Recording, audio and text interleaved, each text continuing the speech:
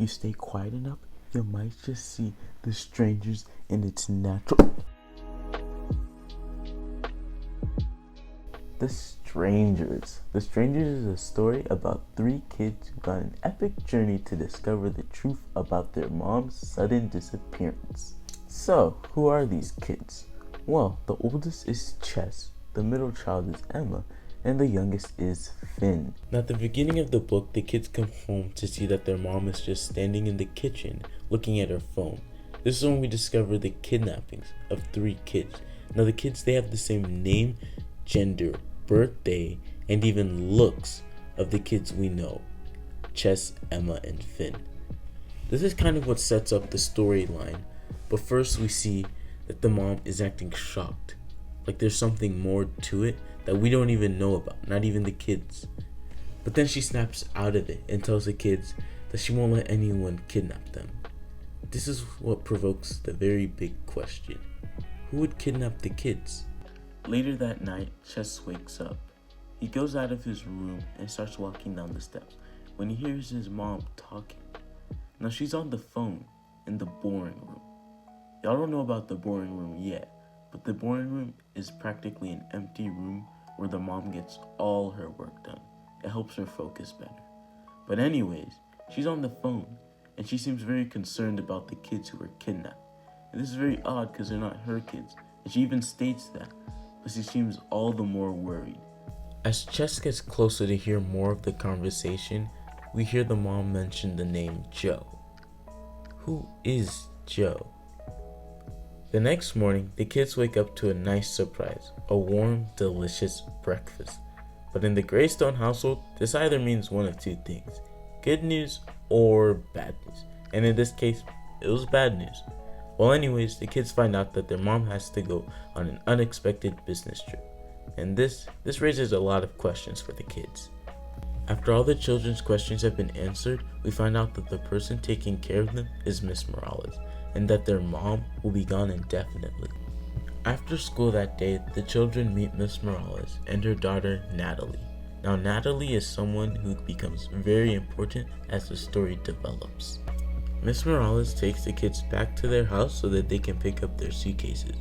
While there, the kids find out that their mom left her phone and laptops. Later that day, the kids discover a letter for them on one of their mom's laptops.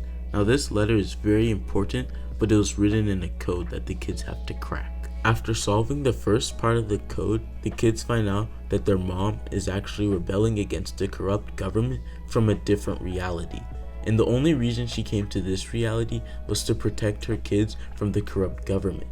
But unfortunately, the corrupt government made the trip over to that reality and kidnapped the doppelgangers of the kids, meaning the wrong kids were kidnapped.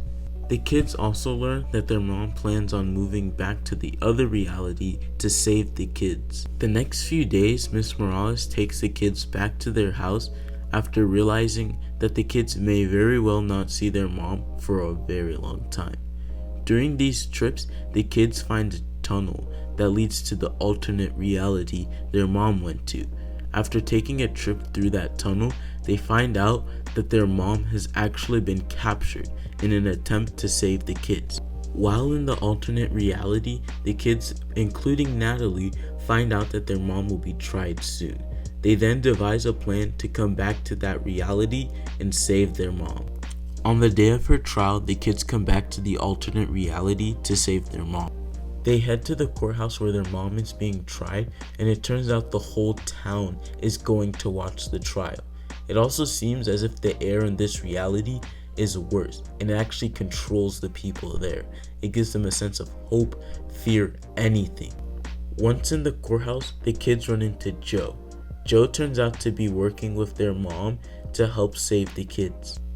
Joe then reveals that a fake recording of their mom is being played to make it seem like she committed all of the crimes that she is being tried for. This includes murder, and murder. After the kids, Natalie and Joe, get close enough to the stage, they are able to create a distraction that forces the corrupt officials to fake a power outage.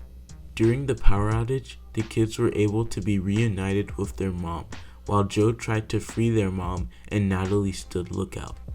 The corrupt officials then brought out the alternate kids to make it seem like the mom was even worse of a parent. When the guards started coming up onto the stage with the alternate kids, it seemed like all hope was lost since the mom still wasn't freed.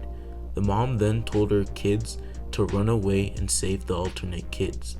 With a lot of reluctancy, the kids finally listened and got away and got out of the courthouse. The kids, alternate kids, and Natalie all ran back to the tunnel while being chased by SWAT. Once they got through the tunnel, they ended up closing it. But through all of the madness and craziness, Miss Morales managed to get into the house and stuck in the other reality. But hey, you will not believe what happens next, and neither will I, because this book just had to leave us off on a cliffhanger. One of the lessons I can get from this book is that it is better to find a group of people you can trust and work well with that will support you rather than trying to get through tough situations on your own.